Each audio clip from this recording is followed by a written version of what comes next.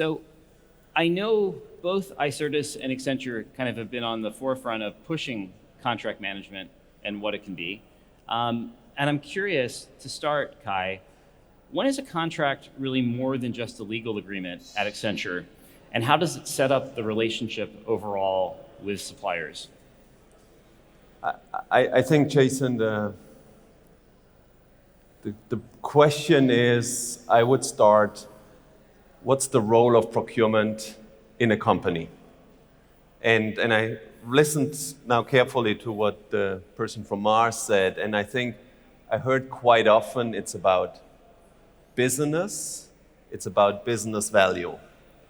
And I've recently just spoken to somebody who interviewed me about the role of procurement, and I tried to play a little bit this, there is a process side to procurement, and then there is a value and business side to procurement.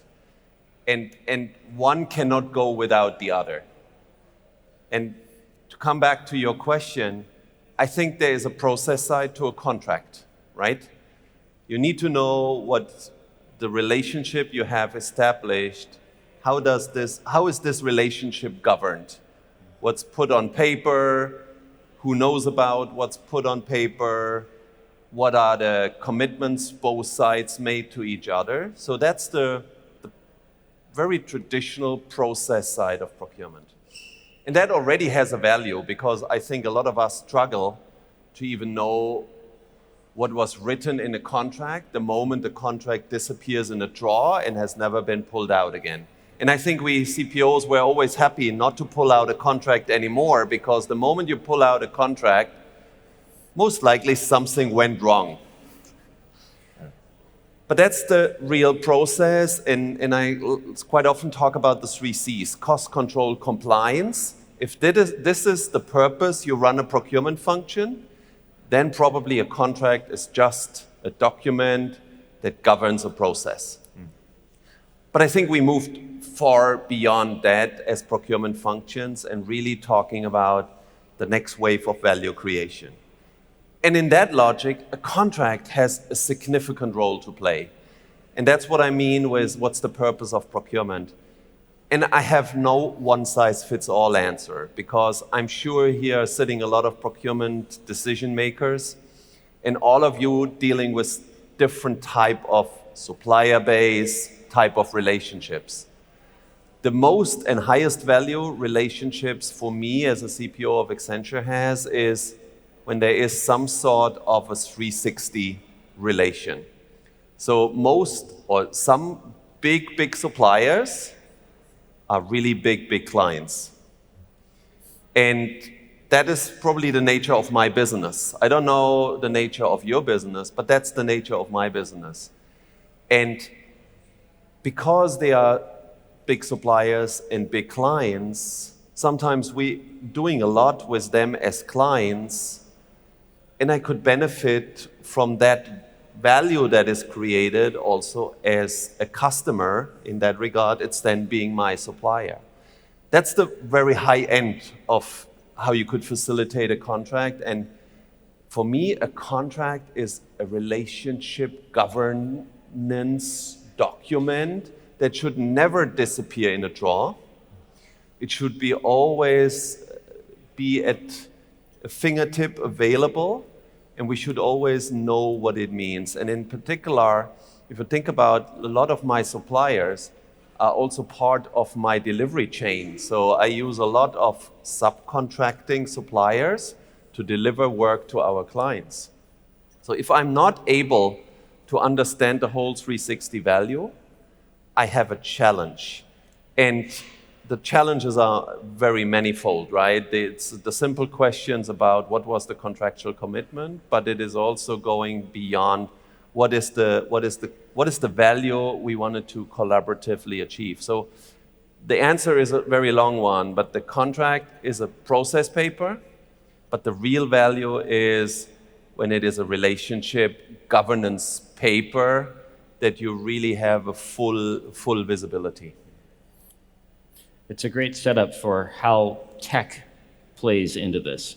So I know we'll throw up a scary framework in a few minutes, but contract lifecycle management has been around since it really was just a repository, and it's changed a lot. So I'm curious as to how Icertis makes this a reality at Accenture, and then how it fits into your overall technology stack within Accenture.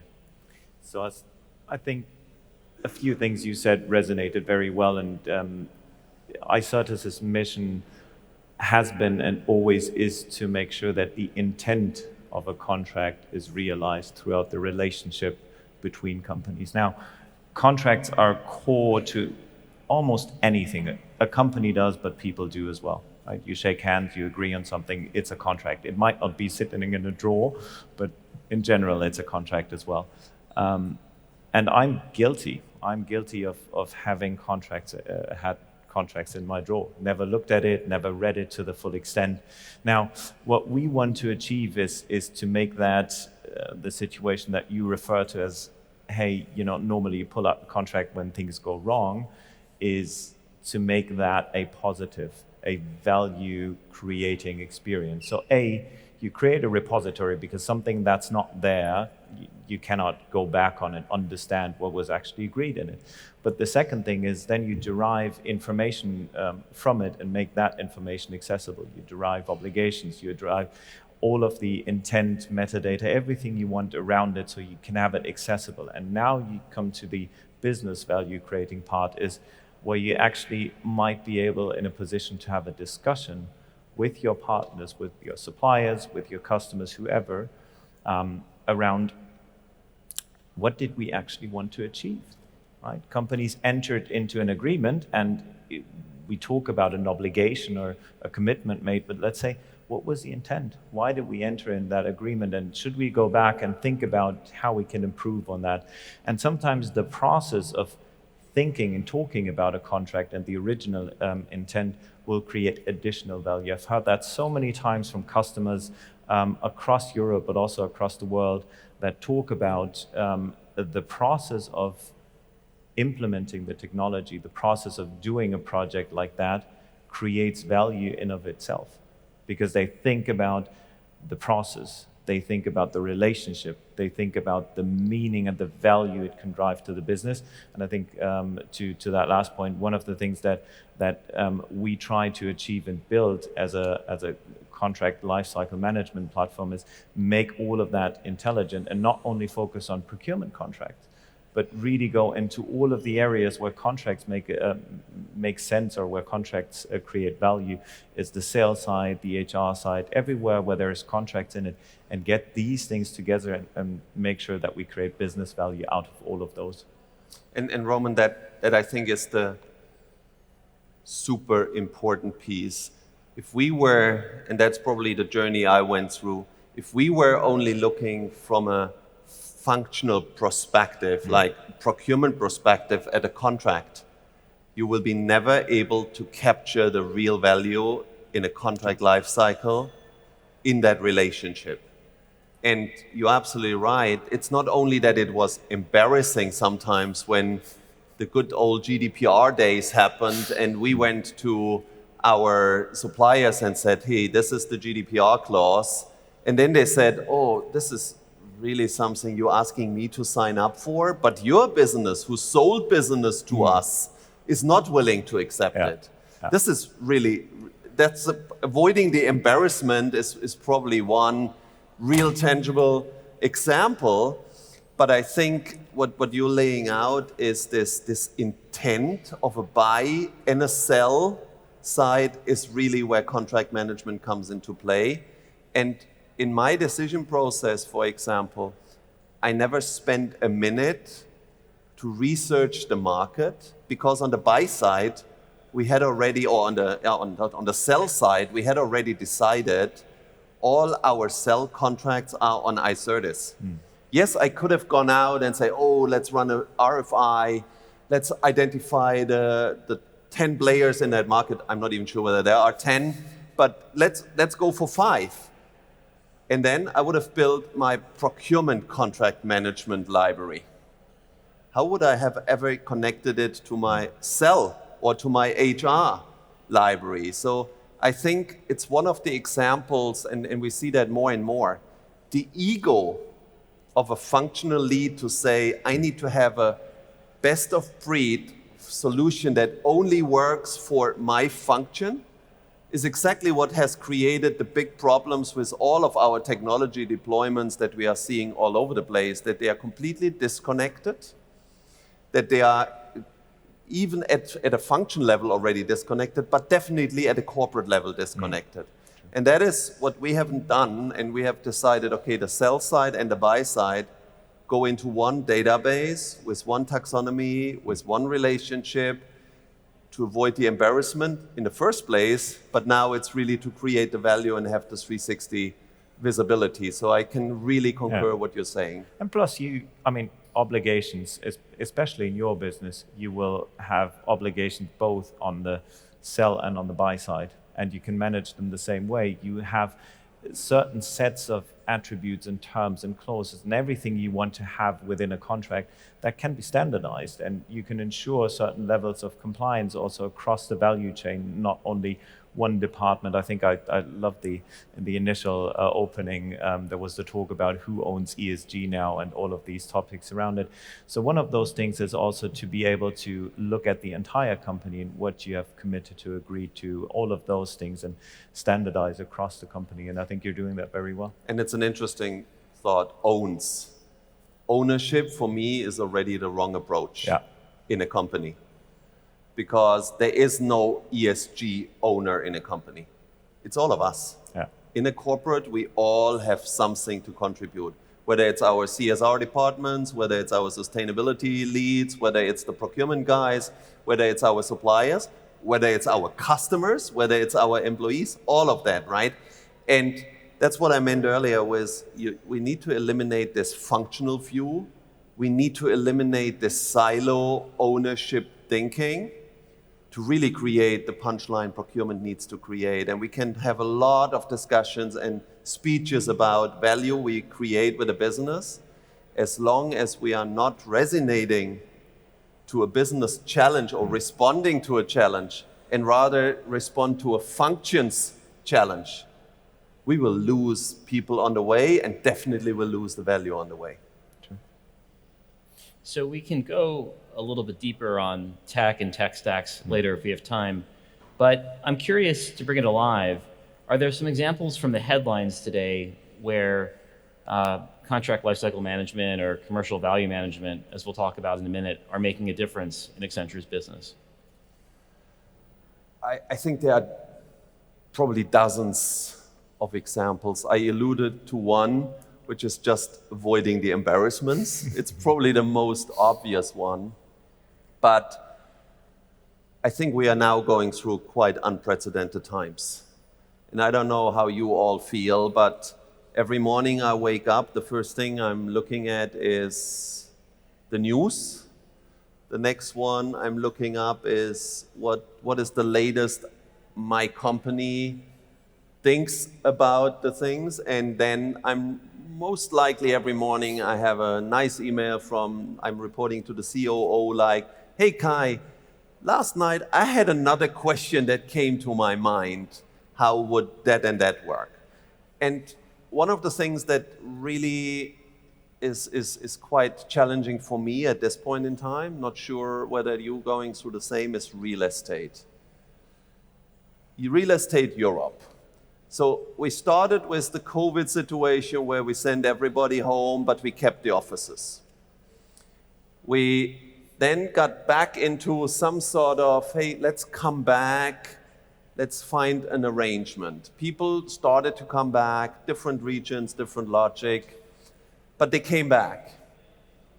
Then somebody started a war, and that is about to create an energy crisis. So you're now challenged with the same logic again. You send people home, you brought them partially back, you now need to respond to an energy crisis.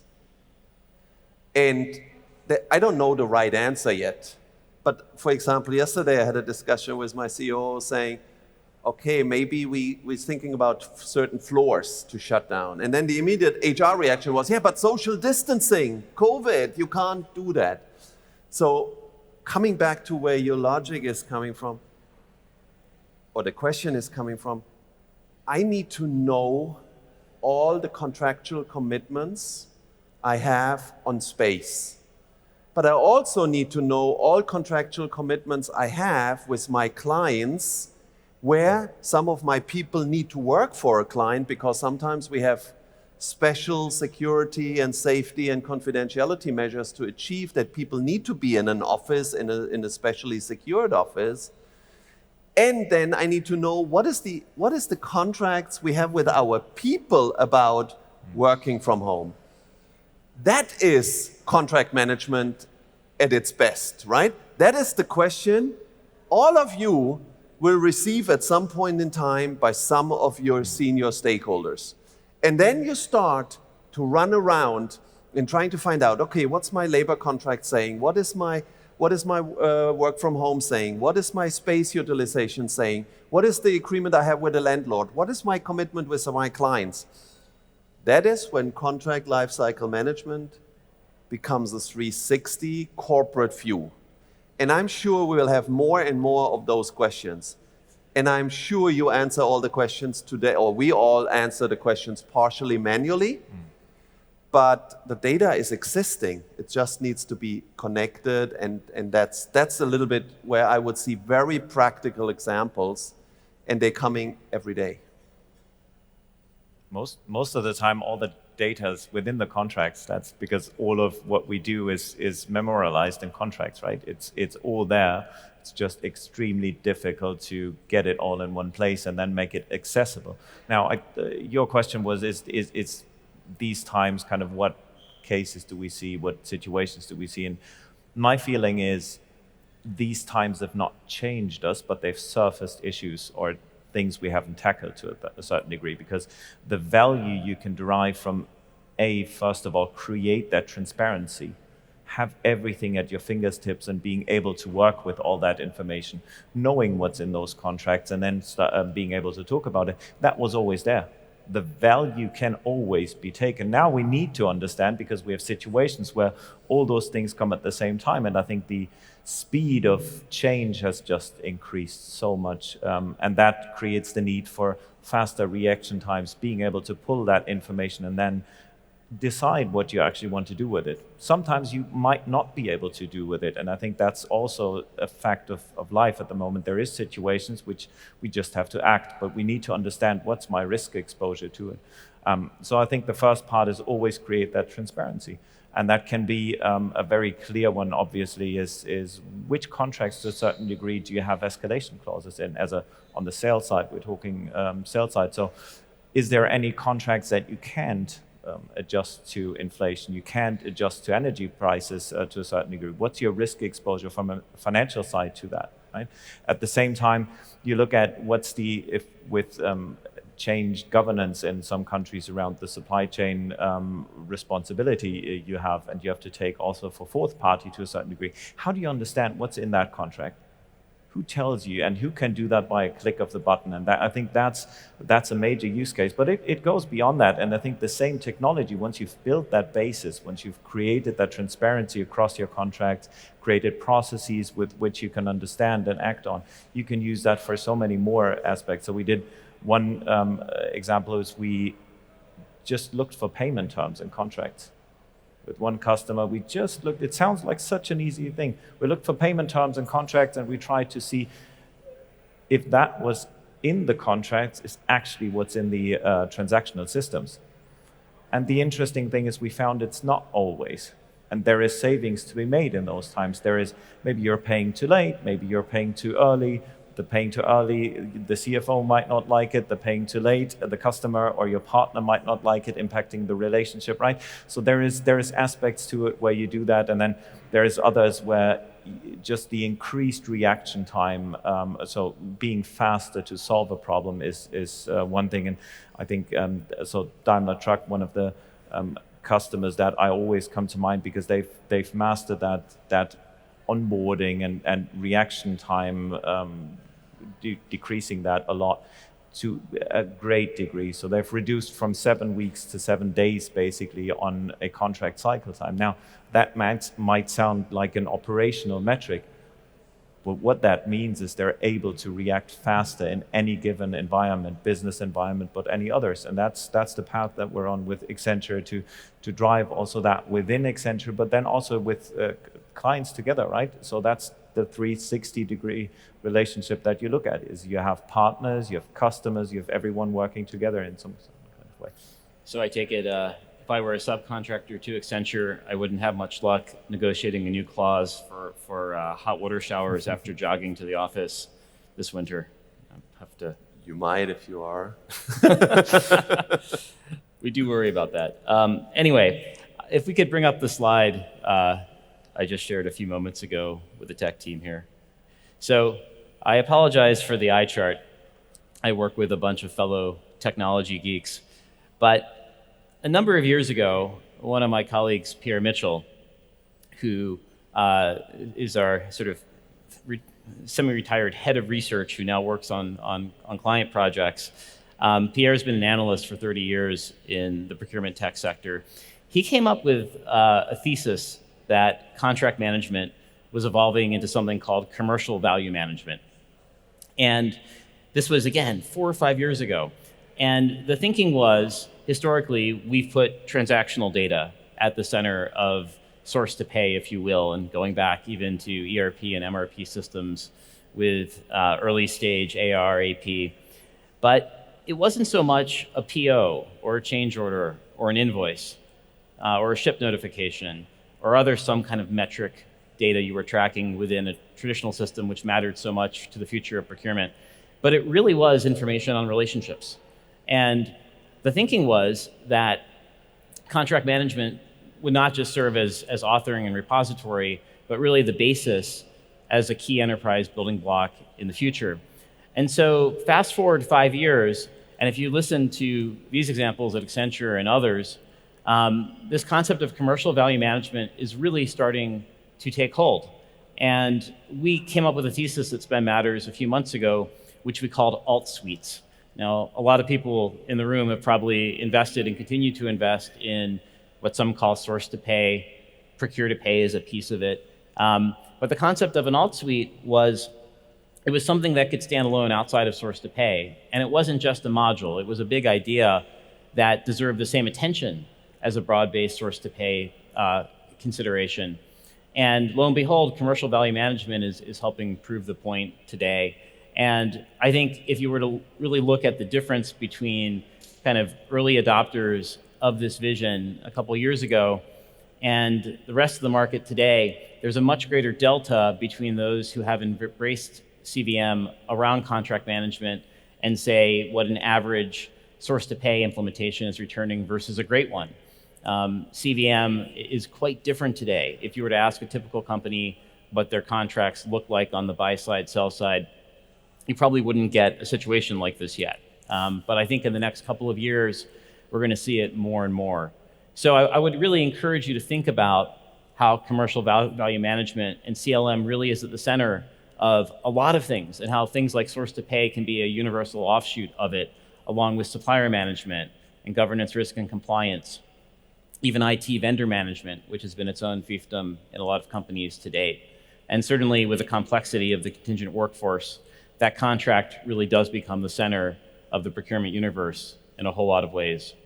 So, and Jason, is it fair to say that this takes this very philosophical discussion that we procurement guys always have about end-to-end versus best of breed, which I think it is always a completely useless discussion anyway, because there is no end-to-end who covers everything. But is that even taking the end-to-end best of breed discussion to a business discussion? Because I'm seeing here order to cash as an example, which is immediately then the sell side, right? That is impacted. So it takes this best of breed end-to-end functional view to a corporate view. And at the center of how corporates are governed, relationships, and even if we're using quite often the word ecosystems, how ecosystems are governed, at the end of the day, it's either a handshake which is also a contract, or it's a Right. contract. So the heart of how companies commit to each other on the buy, the sell, to their HR, to their people, to their customers, it's all sitting at the end of the day in the contract, and the contract is then the most valuable source of truth in terms of all that data. Is that taking it that far in your thinking?